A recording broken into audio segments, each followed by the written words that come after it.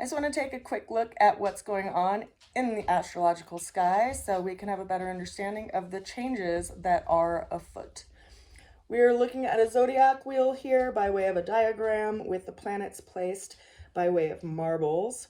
We have Pluto over here in the beginning degrees of Aquarius. We see the Sun and Mercury over here around 20 to 23 degrees of Aquarius.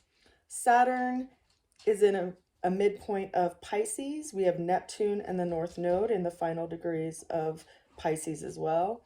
Venus is over here in Aries. She will be starting a retrograde on March 1st. We have Chiron over here around mid-degree of Aries as well. Then we have Uranus over here at 23 degrees of Taurus. Keep in mind, it just came out of retrograde at the end of January. So those changes that we've been considering making are now going to be moving more direct. We also have Jupiter over here around the midpoint of Gemini. It finished its retrograde early this month in February. And then we have Mars over here in Cancer. It is currently retrograde. It will be retrograde until around the end of February when it will start moving direct again. And then we have the moon, of course. It was at 20 degrees this morning. It's the fastest moving celestial body, so it moves around this whole wheel in around a 28-degree cycle. And so it tends to trigger a lot of these planetary placements as it moves around this wheel. Now today, it is in a full moon position. So it is opposite the sun, which is why we see it as a full moon. But we also have this interesting interaction here with Mercury being conjunct the sun. So we have the planet of communication, elementary learning, travel, conjunct the sun in the sign of Aquarius. Then we also have this interesting anchor over here by way of Uranus at 23 degrees of Taurus. Now, what makes this such an intense full moon are not only these, anchor points, but also the signs that they're in. They're all in fixed signs. Fixed signs tend to be very stable signs, sometimes considered stubborn, but they're unmoving. They're very sure. They're very certain in their element. So we have fixed air in Aquarius, which is the power of knowledge, fixed earth, which is our belief system, our resources, our values, and then we have fixed fire, which is our will and our heart and our motivation by way of creativity. Now this is creating a T-square, which is challenging. Anytime there's a 90-degree angle by astrological influence, it does create a challenge in our lives. And while we typically associate challenges as bad things, I like to say and remind people, because I'm a billiard player, I don't like to play pool if it's too easy. I want a challenge. I want the game to be fun. I want to see what I'm capable of. And that the only way to do that is to rise up to challenges. Just like, sports stars, they want to be challenged. They want to meet their goals or exceed their goals. And so there's something that we are being challenged by way of this T-square here.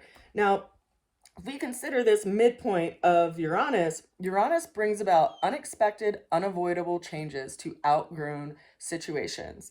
Uranus takes roughly 84 years to go around this whole wheel. So it's in every sign for about 7 years. It's been moving through the sign of Taurus, affecting our values, our resources, agriculture, everything that's associated with Taurus since it entered this sign in 2019. It will continue to be in this sign until 2026, so roughly for another year. But it's bringing about unexpected, unavoidable changes.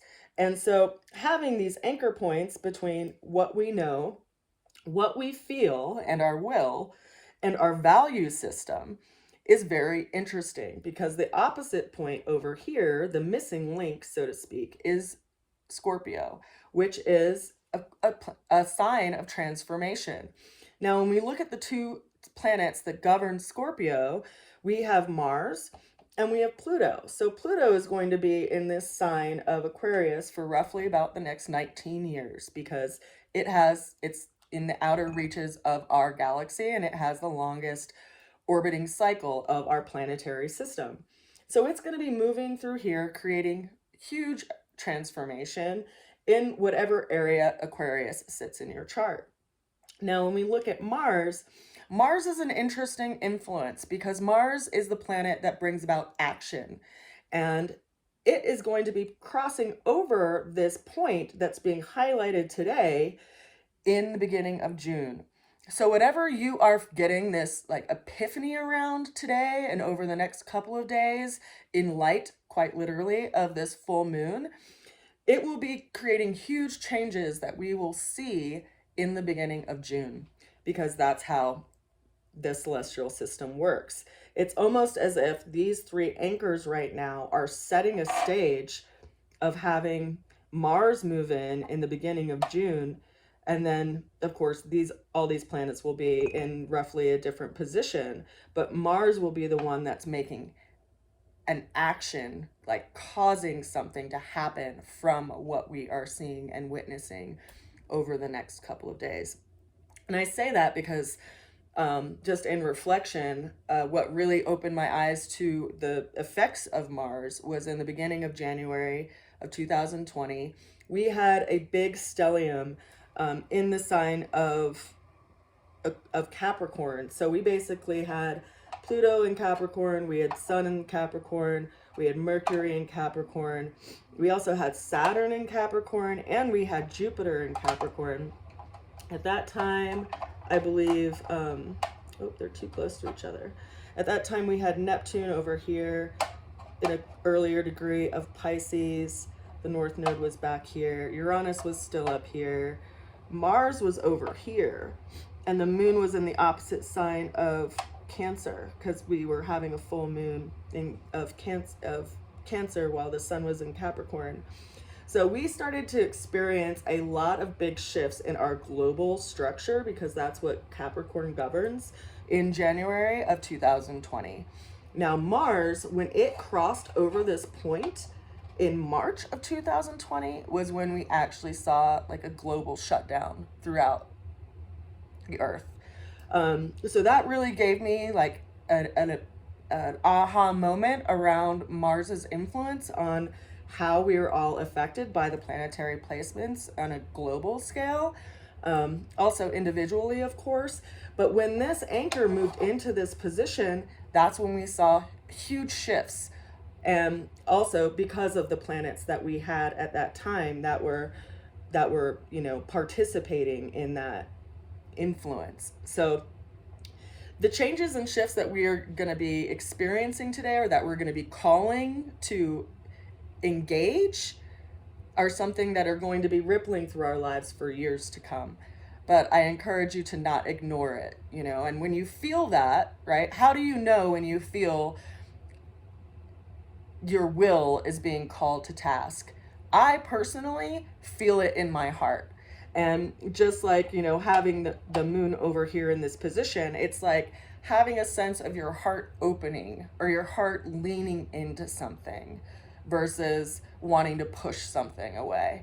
There's this somatic sense of our body that lets us know when things are in alignment with where we're supposed to go in life. And I often will feel it, with my animals. I've also felt it in conversations around going to herbalism school. I felt that really strongly. I felt my heart just like pour towards that experience, and that opened a lot of doors in my life as far as teaching and other things that I do. So planetary influences are no joke. They're definitely an interesting aspect of our lives that I study, that I find useful. And if you'd like to know more about your chart, feel free to reach out and we will look at how these influences are showing up in your life. I hope you have a good day and that you are quiet enough to hear when your inner self is talking to you, and that you believe in yourself enough to follow through with what you feel you are being called to do and challenged to do by your own higher self. I send you a lot of love and a good wish as always, and I will see you again soon. Bye for now.